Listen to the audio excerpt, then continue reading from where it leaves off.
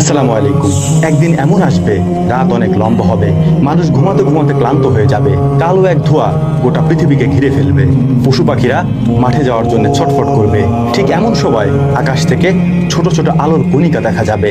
মানুষ খুশিতে চিৎকার করতে করতে বাহিরে বের হয়ে আসবে, কিন্তু তারা বাহিরে বের হয়ে অবাক হয়ে দেখবে সূর্য পূর্ব দিকে না উঠে পশ্চিম দিক থেকে উদিত হয়েছে। ঠিক এই সময় মানুষের মনে হবে কিয়ামতের পূর্বের কথা।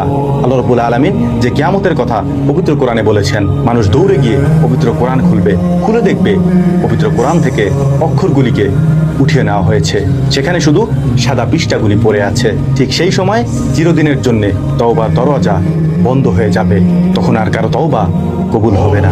এ সময় গোটা দুনিয়াতে এক ধরনের ঠান্ডা বাতাস প্রবাহিত হবে, সাথে সাথে গোটা দুনিয়াতে থাকা সকল মুমিন এবং নেককার বান্দাদের রূহ কবজ করে নেওয়া হবে।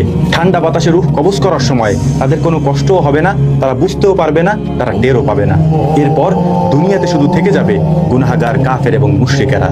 এরপর আল্লাহ তাআলার নির্দেশে ইসরাফিল আলাইহিস সালাম সিংগায় প্রথমবারের মতো ফুৎকার দিবেন।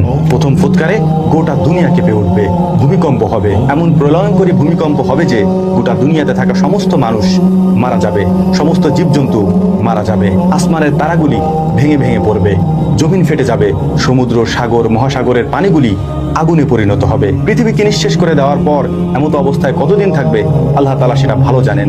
এরপর আল্লাহ তাআলা বলবেন, আজকের ক্ষমতার মালিককে? আজকের ক্ষমতা কার? এ সাগর, তোমার বড় বড় ঢেউগুলি কোথায়? এ পাহাড়, তোমার উচ্চতা কোথায়? এ আকাশ, তোমার বিশালতা কোথায়? আজকের ক্ষমতার মালিককে? আল্লাহ তাআলা নিজেই উত্তর দিবেন, আজকের ক্ষমতার একমাত্র মালিক আল্লাহ সুবহানাহু ওয়া তাআলা। এরপর আদম আলাইহিস সালাম থেকে নিয়ে শুরু করে আল্লাহ রাব্বুল আলামিন পৃথিবীতে যত মানুষ পাঠিয়েছেন, যত জীবজন্তু পাঠিয়েছেন, সমস্ত জীবদেরকে আবার জীবিত করা হবে, পুনরুত্থান করানো হবে। সেদিন আর কারো অহংকার, অহমিকা, দাম্ভিকতা চলবে না। সেদিন হুকুম চলবে শুধু একমাত্র আল্লাহ তাআলার। প্রত্যেক মানুষের অবস্থান তার সামনে উপস্থাপন করা হবে। যারা কাফের এবং বদকার তাদের জন্য জাহান্নামের শাস্তির ব্যবস্থা করা হবে। সেদিন সবকিছুর সিদ্ধান্ত একমাত্র আল্লাহ সুবহানাহু ওয়া তাআলা নেবেন। কিয়ামতের মাঠে থাকা সেদিন কেউ কাউকে সাহায্য করবে না। সেদিন শুধু হকের হিসাব হবে। নাম্বার 1 আল্লাহর হক, নাম্বার 2 বান্দার হক। আল্লাহ রাব্বুল আলামিন বান্দার কাছ থেকে রবের হক বুঝে নেবেন এবং মানুষের কাছ থেকে বান্দার হক বুঝে নেবেন।